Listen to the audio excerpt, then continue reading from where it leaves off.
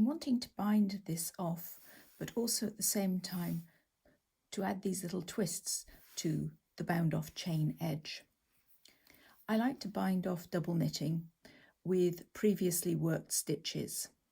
So I'm going to just work as usual. That was the last stitch from binding off a few previously.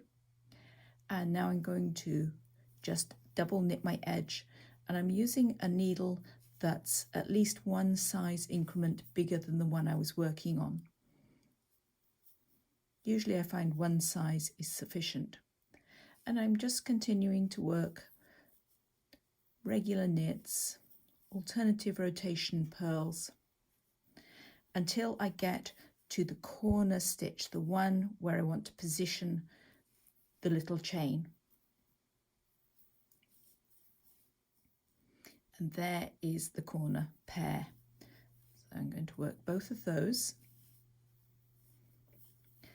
Then I'm going to slip to the beginning of this needle and resume binding off. So usually I'd work the entire round or a full needle worth, and then just use the crochet hook to pull the second stitch through the outer one all the way around.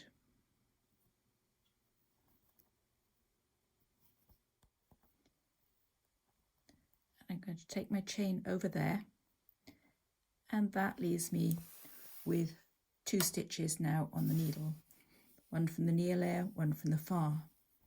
And all I'm going to do to make this little detail is just a simple crochet chain with both yarns held together. So 1, 2, 3, 4, 5, or whatever number you choose. Now I'm going to rest that there and resume binding off my edge. So I'm going to just leave that on this bind off needle and carry on working in double knitting.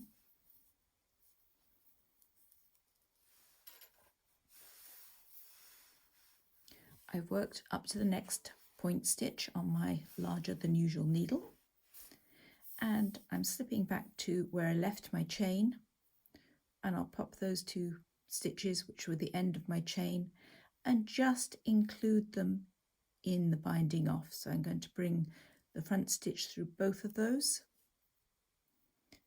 and continue to bind off as before. There is the little chain loop I just made, and this is a 1-ply yarn, so it won't take it very long before it decides to make itself into a little twist. I've worked all the way up to the corner stitch and bound off, and now I'm going to make another point.